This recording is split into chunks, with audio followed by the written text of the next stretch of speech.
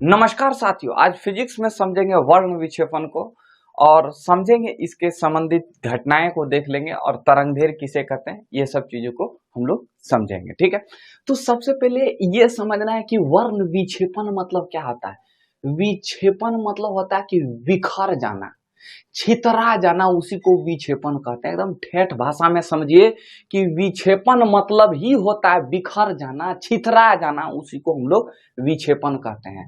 और वर्ण मतलब होता है रंग। वर्ण मतलब क्या होता है? रंग। तो प्रकाश का विक्षेपण किसे कहते हैं, वर्ण विक्षेपण किसे कहते हैं?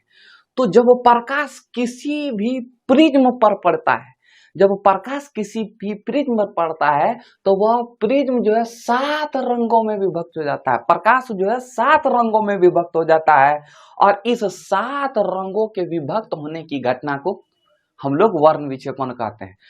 अब एक यहाँ टर्म आया कि ससुरे प्रिज्म किसे कहते हैं। प्रिज्म क्या होता है? प्रिज्म एक यंत्र है जो शीशे का बना है। इसका काम क्या है कि ये क्या करता है कि देखिए, सूर्य के प्रकाश को श्वेत प्रकाश कहते हैं। सूर्य के प्रकाश को क्या कहते हैं? श्वेत प्रकाश। आप बोलिएगा कि सूर्य जो है लाल होता है, लाल दिखाई देता है? नहीं, सूर्य जो है 7 रंगों से बना होता है और जब 7 रंग से जब 7 रंग मिल जाता है तो 7 रंग मिलने के बाद वो दिखाई देता है श्वेत, सफेद जैसा। लेकिन लाल रंग का विक्षेपण सबसे कम होता है, इसलिए हमें लाल रंग ज्यादा दिखाई देता है। ठीक है, तो सूर्य को हम लोग श्वेत प्रकाश, सूर्य के प्रकाश को हम लोग क्या बोलेंगे? श्वेत प्रकाश। यानी कि सूर्य का प्रकाश कैसा होता है? श्वेत। श्वेत मतलब सफेद।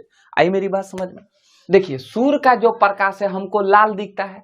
अब आपको ये पता होनी चाहिए कि सूर्य में कितने रंग है मेरे प्यारे बच्चों? 7 रंग है। कितने रंग है? 7 रंग। अब इस 7 रंग को अलग कैसे करेंगे? तो उसके लिए एक मशीन का जुगाड़ किया गया था जो न्यूटन ने खोज किया था। किसने खोज किया था? न्यूटन। न्यूटन ने, जरूरी नहीं है इसे हम बता रहे हैं, न्यूटनवा खोज किया था और उसका नाम दिया प्रिज्म। प्रिज्म क्या होता है कि प्रिज्म एक यंत्र है जो शीशे का बना होता है और ये क्या करता है, जब इस पर हम श्वेत प्रकाश यानी कि सूर्य के प्रकाश को गुजारते हैं तो ये क्या होता है कि ये सूर्य के प्रकाश को 7 रंगों में विभक्त करके दिखा देता है। 7 रंगों में क्या करता है मेरे प्यारे बच्चों? विभक्त करके, यानी कि बांट कर दिखा देता है। और सबसे जो ऊपरा में रहता है वो लाल रहता है, इसके बाद नारंगी रहता है, इस तरह रहता है। मतलब हम अभी चर्चा करेंगे इसके बाद। तो हमने लिखा है कि प्रकाश का वर्ण विक्षेपण किसे कहते हैं? तो जब सूर्य का प्रकाश प्रिज्म से होकर गुजरता है, किससे होकर गुजरता है? प्रिज्म से होकर गुजरता है, तो विभिन्न रंगों में विभाजित हो जाता है और विभिन्न रंगों में विभक्त होने की घटना को प्रकाश का वर्ण विक्षेपण कहते हैं। देखिए, ये क्या है? यहाँ प्रकाश है, सूर्य का प्रकाश, यानी कि हम श्वेत प्रकाश लिख देते हैं तो कोई दिक्कत नहीं होना चाहिए। हमने आपको बताया कि सूर्य के प्रकाश को श्वेत प्रकाश भी कहेंगे। अब हम सूर्य के प्रकाश को प्रिज्म से होकर गुजारेंगे तो वो 7 रंगों में विभक्त हो जाता है और ये जो 7 रंग है ना, ये 7 रंगों के समूह को, ये 7 रंगों के समूह को स्पेक्ट्रम या वर्ण क्रम कहते हैं। अरे ये क्या चीज है? वर्णों का समूह। अरे रंग को क्या बोलेंगे? रंग को वर्ण भी बोलते हैं। रंग का पर्यायवाची शब्द जो है वर्ण भी होता है। ठीक है, तो ये जो है वर्णों का समूह है, इसलिए इस ससुरे को वर्ण क्रम या नहीं तो स्पेक्ट्रम कहते हैं। आई मेरी बात समझ में? तो वही लिखे, प्रकाश से प्राप्त विभिन्न रंगों का समूह वर्ण क्रम या स्पेक्ट्रम कहलाता है। अगर आपसे पूछ दे कि स्पेक्ट्रम किसे कहते हैं तो प्रकाश से प्राप्त विभिन्न रंगों के वर्ण क्रम को, वर्ण क्रम, ये क्रमबद्ध है। ऐसा थोड़ी कि पहले रेड है इसके बाद ऑरेंज है, नीला पीला उल्टा पुल्टा हो गया है। तो ये वर्ण क्रम है। जब हम श्वेत प्रकाश को प्रिज्म से गुजारते हैं ना तो एकदम क्रमिक रूप से, एकदम क्रमबद्ध रूप से रंग हमको दिखाई देगा। समझे ना? समझे? वो 7 रंग हमें दिखाई देगा। इसी क्रमबद्ध रंग को हम लोग स्पेक्ट्रम या नहीं तो वर्ण क्रम कहते हैं। समझ में आया मेरे प्यारे दोस्तों? ये 7 रंग क्या क्या है एक बार लिख लेते हैं। तो लाल है, फिर नारंगी है, इसके बाद पीला है, फिर हरा है, इसके बाद नीला है, फिर जामुनी है और इसके बाद बैंगनी है। ठीक है, तो याद रखने का ट्रिक्स क्या है, तो इधर से याद रखा जाता है। किधर से याद रखा जाता है? इधर से, पीछे से। तो पीछे से याद रखा जाता है हिंदी में बेजानी हप्पी नाला। बेजानी हप्पी नाला। बे मतलब बैंगनी, जा मतलब जामुनी, कहीं आसमानी भी लिखा रहेगा, नी मतलब नीला, ह मतलब हरा, पी मतलब पीला, ना मतलब नारंगी, ला मतलब लाल। इंग्लिश में इसे अगर इंग्लिश में याद कीजिएगा तो इसको इंग्लिश में विबग्योर भी याद रखना पड़ेगा। क्या याद रखना पड़ेगा? विबग्योर। इधर से violet, indigo, blue, green, yellow, orange, red. याद रहेगा सातों रंग, कोई दिक्कत? अब सबसे कम तरंगधैर्य है। अब यार एगो चीज यहाँ, एगो वर्ड यहाँ आया तरंगधैर्य। ई ससुरा तरंगधैर्य का होता है। तो हम पहले प्रिज्म को मिटा देते हैं, प्रिज्म अभी हम बताएंगे जस्ट। ठीक है, तरंगधैर्य किसे कहते हैं? तो तरंगधैर्य मतलब होता है, तरंग मतलब होता है कंपन, थरथराना को क्या बोलते हैं? तरंग। अब जैसे अगर कोई आदमी थरथराता है तो ऐसे ऐसे थरथराता है, ऐसे ऐसे थरथराया, ऐसे ऐसे ऐसे ऐसे, ऐसे कंपन करेगा।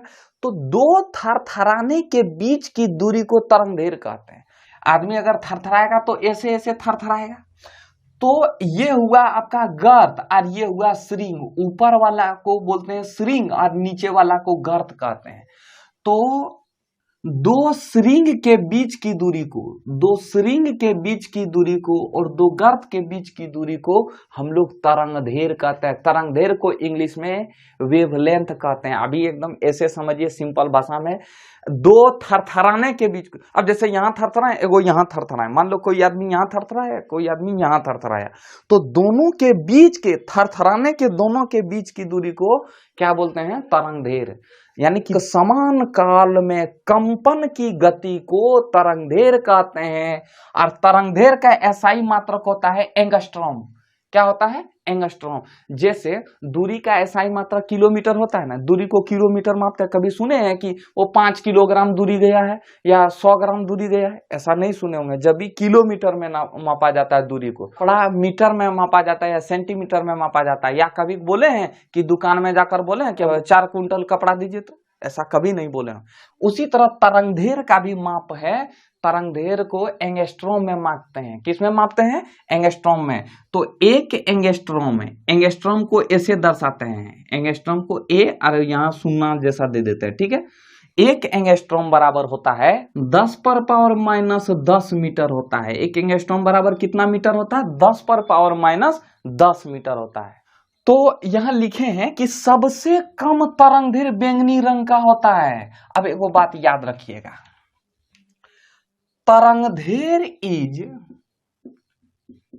तरंगधैर्य यानी कि wavelength is inversely proportional to विक्षेपण। विक्षेपण, और विक्षेपण मतलब क्या होता है? बिखर जाना। विक्षेपण मतलब क्या होता है? बिखर जाना। तो जितना तरंगधैर्य होगा, जितना ज्यादा तरंगधैर्य होगा उतना कम बिखरेगा, जितना कम तरंगधैर्य होगा उतना ज्यादा बिखरेगा। एक दूसरे का उल्टा रहता है। तरंगधैर्य और विक्षेपण एक दूसरे का उल्टा रहता है। यानी कि बैंगनी रंग का तरंगधैर्य जो है सबसे कम है और लाल रंग का तरंगधैर्य सबसे ज्यादा है। तो देखिए, लाल रंग का तरंगधैर्य सबसे ज्यादा है, तो सबसे ज्यादा है तो बिखरेगा कम। अरे ये तरंगधैर्य इज इनवर्सली प्रोपोर्शनल टू विक्षेपण।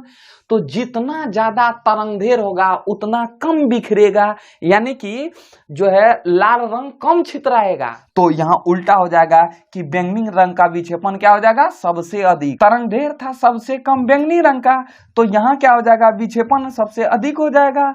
और लाल रंग का तरंगधैर्य सबसे ज्यादा था तो विक्षेपण इसका कम हो जाएगा। तो पूछेगा कि इन सातों रंगों में से सबसे ज्यादा विक्षेपण किसका होगा?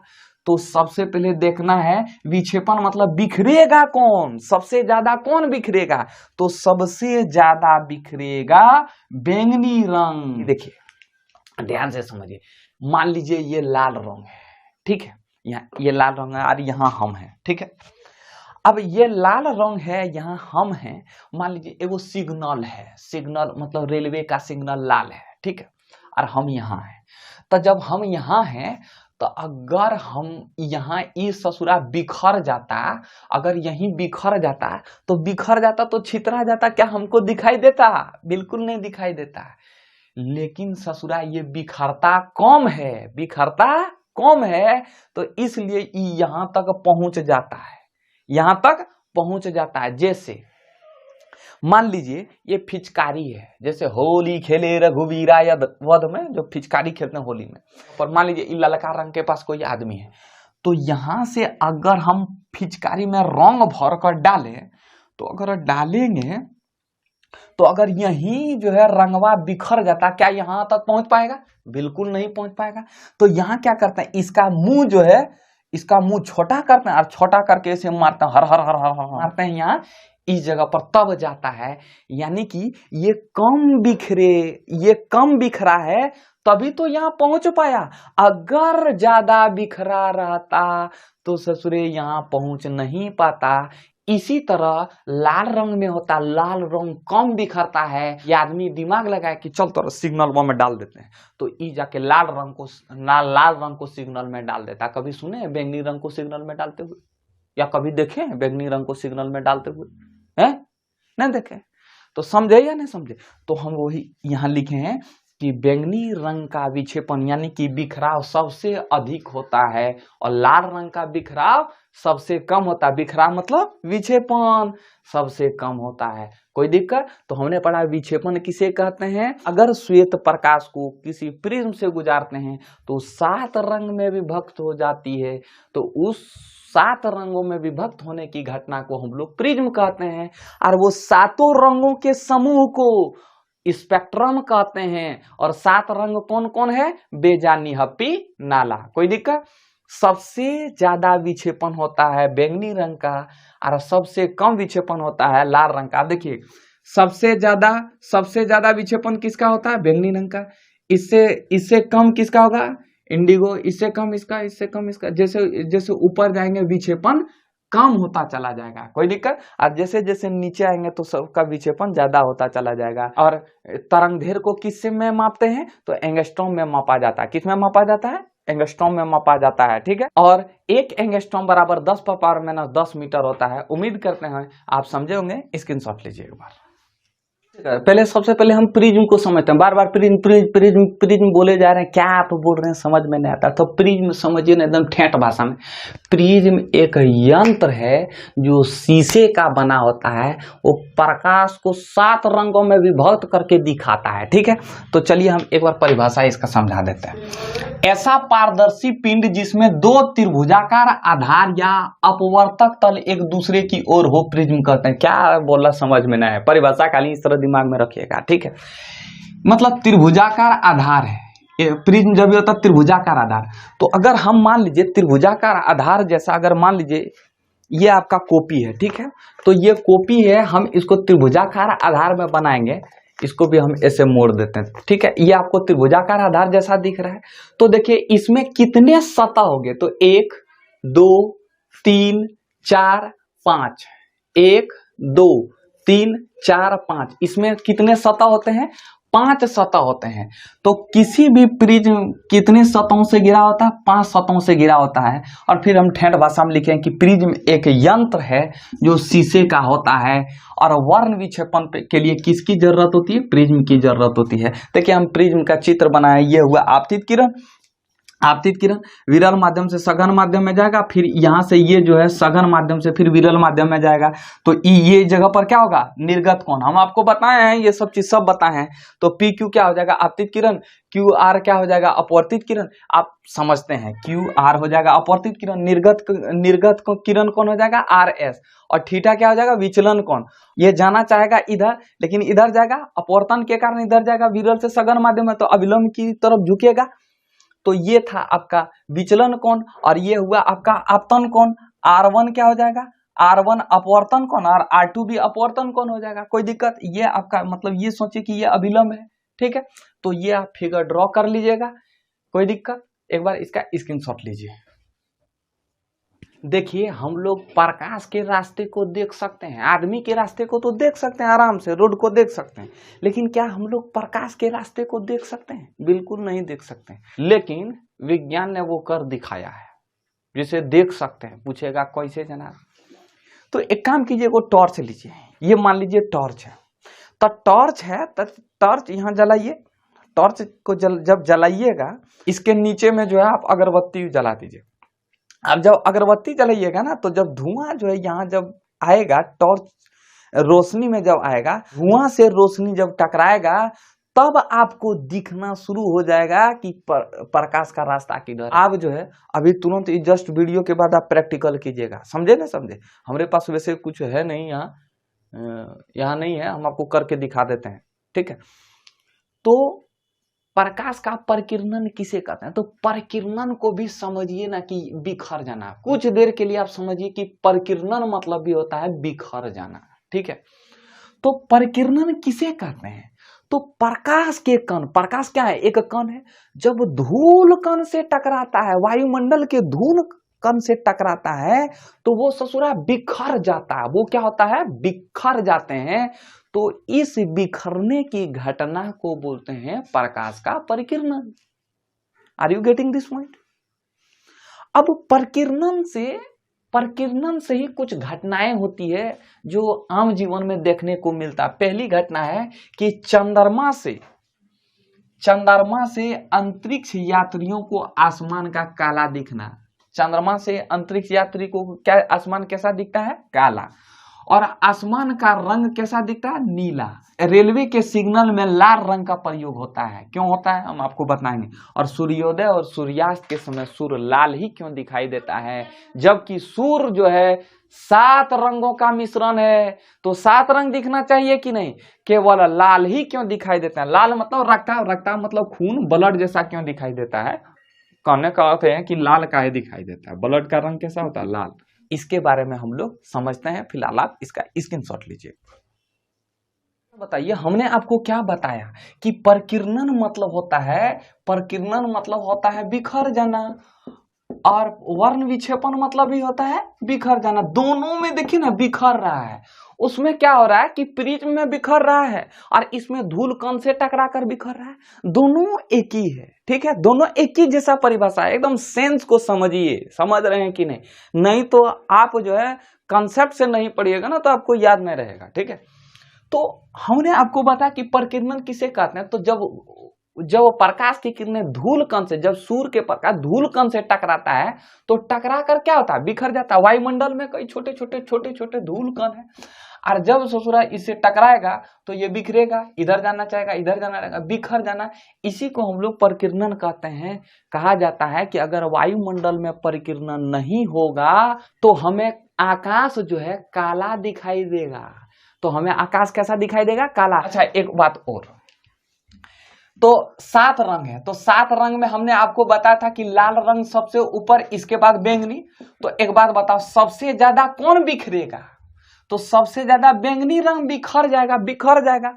जैसे अगर मान लीजिए हमको एक मग पानी फेंकना रहे, तो एक मग पानी फेंकना रहे तो तुरंत बिखर जाएगा, वो ज्यादा दूर तक नहीं जाएगा। लेकिन वही पानी को अगर हम पिचकारी में डालकर और फेंकेंगे तो वो ज्यादा दूर तक जाएगा। तो वही कॉन्सेप्ट यहां समझना है कि बैंगनी रंग बिखर जाता है। तो जब बिखर जाता है तो यही लुढ़क के, मतलब नजदीके में लुढ़क कर रह जाता है, जबकि लाल रंग नहीं बिखरता है, वो बड़ा दूर तक जाता है। इसलिए लाल रंग को उठाकर रेलवे के सिग्नल में डाल दिया। तो वही लिखे हैं कि रेलवे के सिग्नल का प्रकाश लाल रंग का ही क्यों होता है? आंसर है क्योंकि लाल रंग का परिकिरणन मतलब बिखराव कम होने के कारण यह दूर तक स्पष्ट दिखाई देता है। इसलिए सिग्नल या खतरे के संकेत के रूप में लाल रंग का प्रयोग करते हैं। जहां खतरा होता है वहां क्या होता है? लाल रंग होता है, ठीक है? चूंकि आदमी को तुरंत पता चले, तुरंत दिख जाए, इसलिए रेलवे के सिग्नल में भी और खतरे के संकेत के रूप में लाल रंग का प्रयोग करते हैं। अगला क्वेश्चन है कि सूर्योदय और सूर्यास्त के समय सूर्य रक्ताभ क्यों दिखाई देते हैं। हमने आपको बताया कि सूर्य जो है सातों रंगों का मिश्रण है, बेजानी हप्पी नाला, 7 रंग पाए जाते हैं, लेकिन लाल ही क्यों दिखता है? सातों रंग जामुनी काहे दिखता है, हरा काहे दिखता है? तो जवाब है जब सूर्य उगता है या डूबता है, यानी कि सूर्योदय होता है और सूर्यास्त होता है, तो उसके प्रकाश को हम तक पहुंचने में वायुमंडल के कई धूल कणों से होकर आना पड़ता है और जो है इन कणों से बिखराव होता है। जब वायुमंडल के धूल कण से प्रकाश टकराते हैं तो उनका बिखराव होता है, प्रकीर्णन होता है। और चूंकि अन्य रंगों की तुलना में लाल रंग का प्रकाश का प्रकीर्णन सबसे कम होता है, यानी कि लाल रंग सबसे कम बिखरता है, इसलिए हमरे आंख तक सबसे पहले लाल रंग पहुंच जाता है।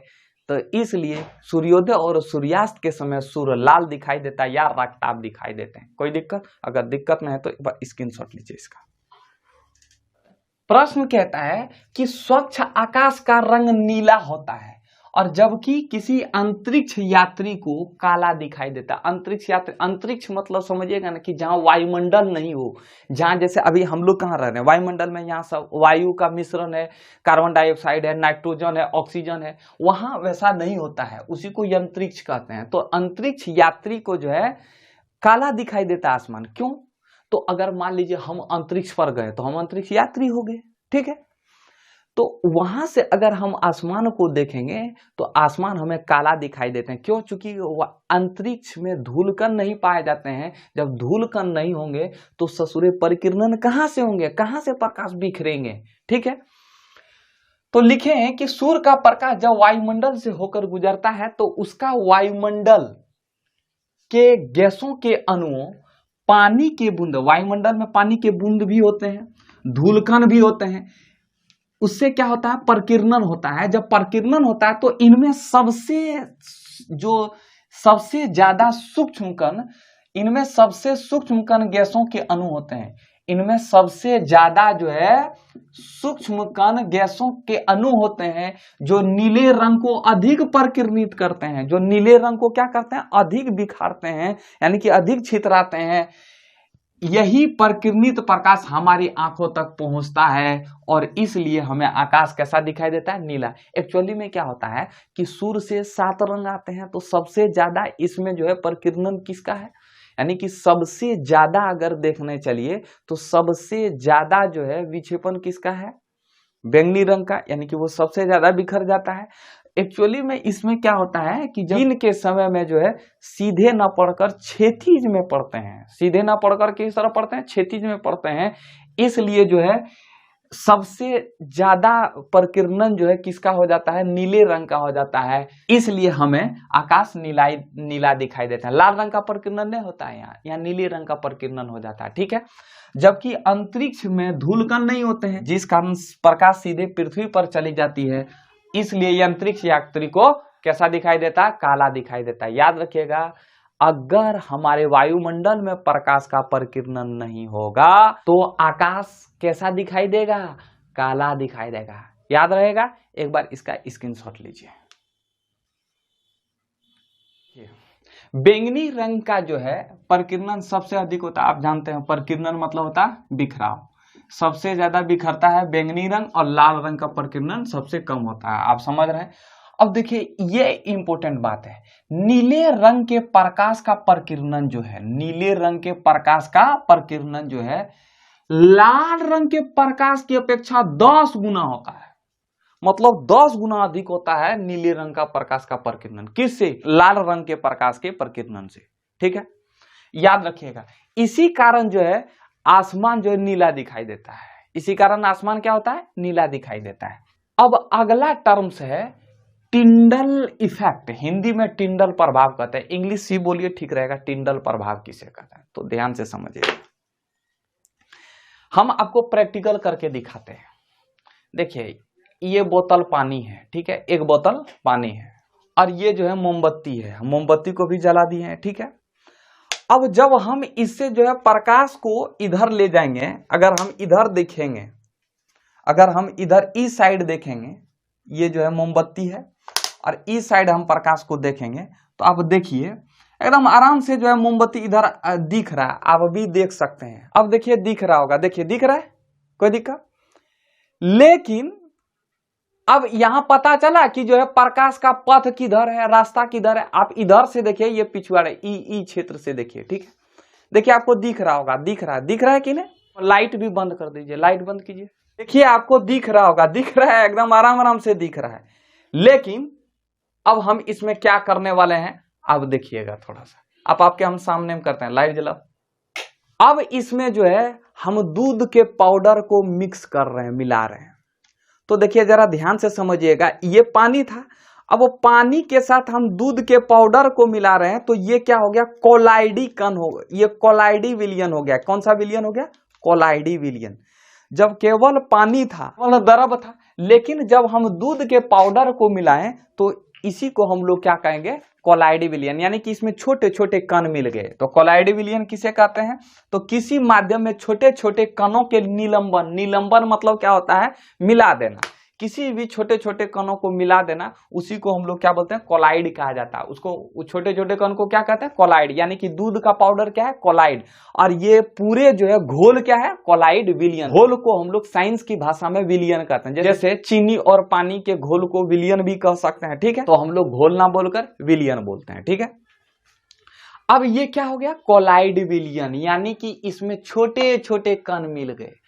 अब ससुरे इससे क्या करेंगे कि अब ये मोमबत्ती है, तो अब अगर हम प्रकाश इधर से पास करेंगे तो इधर से अब हमको रास्ता दिखाई दे देगा। लाइट बंद करके आपको दिखाते हैं, लाइट बंद कीजिए। अब अगर आप गौर से देख रहे होंगे तो सिर्फ आपको बोतल में ही दिख रहा होगा, यानी कि आपको जो है प्रकाश का पथ दिख रहा है ससुरा। और उस समय जब सिर्फ पानी था तो उस समय आपको क्या दिख रहा था, प्रकाश एकदम आर पार हो रहा था, आपको नहीं दिख रहा था, प्रकाश का पथ नहीं दिख रहा था। लेकिन अभी जो है जब कोलाइड विलयन किए तो आपको जो है प्रकाश का पथ दिख रहा है। आप गौर से देख लीजिए एक बार, देखिए आप एक बार घर में करके देखिएगा ना, ठीक है। तो हमने क्या सीखा, तो जब किसी भी कोलाइड विलयन से प्रकाश को पार करते हैं, प्रकाश को गुजारते हैं, तो वो क्या होता है कि प्रकाश का प्रकीर्णन होता है, यानी कि प्रकाश कई छोटे छोटे कण से टकराते हैं। इसमें क्या है, छोटे छोटे कण है, किसका, दूध का पाउडर, वही कण है, छोटे छोटे कण। जब छोटे छोटे कण टकराते हैं तो प्रकाश का मार्ग दिखाई देने लगता है। प्रकाश के इसी घटना को ही टिंडल इफेक्ट कहते हैं, ठीक है। अगला परिभाषा ये लिखे हैं कि किसी कोलाइड विलयन में, कोलाइड विलयन मतलब समझे, माध्यम पानी के साथ छोटे छोटे धूल कण या छोटे छोटे कणों का निलंबन ही कोलाइड विलयन कहा जाता है। तो किसी भी कोलाइड विलयन में उपस्थित कणों द्वारा प्रकाश के प्रकीर्णन होने की घटना को हम लोग क्या बोलते हैं, टिंडल इफेक्ट। अब एगो और समझाते हैं। आप देखिएगा ना, सुबह सुबह जब जो है सूर्य की रोशनी जब खिड़की से गुजरती है, तो जब गुजरती है तो आप देखिएगा छोटे छोटे कण होते हैं, नहीं होते, छोटे छोटे कण ऐसे ऐसे ऐसे ऐसे टहल रहे होते हैं, ऐसे ऐसे इधर घूम रहे होते हैं। अब ध्यान से समझिएगा, सुबह सुबह तो इसी को वो क्या हो, हवा में क्या है, वो जो है कोलाइडी विलयन है, हवा में छोटे छोटे कण है। तो हवा में जब छोटे छोटे कण से जब प्रकाश टकरा कर आते हैं, गुजरते हैं, तो वो प्रकाश की रास्ता दिखाई देते हैं। वो प्रकाश की, वो जो छोटे छोटे कण है ना, वो प्रकाश के रास्ते को, यानी कि रोड को दिखाई देता है। तो इस घटना को, इस प्रभाव को हम लोग टिंडल इफेक्ट कहते हैं। और छोटे छोटे कण इधर उधर करते हैं, जिस गति से करते हैं उसे जिग जैग मोशन कहते हैं। क्या कहते हैं उसे, जिग जैग मोशन, गति। मोशन को इंग्लिश हिंदी में क्या कहते हैं, गति। केवल पानी था, इससे प्रकाश को अगर हम गुजार रहे थे तो आराम से हमको रास्ता वास्ता दिखाई नहीं दे, आराम से बिखर जा रहा था। लेकिन जब हम इससे, यानी कि कोलाइडी विलयन से होकर गुजारे, तो हमको जो है प्रकाश के पथ दिखाई देने लगा। इसी घटना को हम लोग टिंडल इफेक्ट कहते हैं। इसी घटना को हम लोग क्या बोलते हैं, टिंडल इफेक्ट। और जिस मोशन में, जैसे यहाँ देखिए कण है ना, कण जिस मोशन में इधर उधर बिखर रहा है, उस मोशन को हम लोग जिग जैग मोशन कहते हैं। ये आपसे पूछेगा नहीं, आप 12th क्लास में इसको समझिएगा। तो उम्मीद करते हैं आप समझे होंगे। एक बार इसका स्क्रीनशॉट लीजिए। तो ये था प्रकाश का प्रकीर्णन और विक्षेपण को हम लोगों ने समझा एक सेपरेट वीडियो में, ठीक है। तो उम्मीद करते हैं हमेशा की तरह ये वीडियो आपको इंफॉर्मेटिव लगा होगा। मिलते हैं नेक्स्ट वीडियो में। जय हिंद।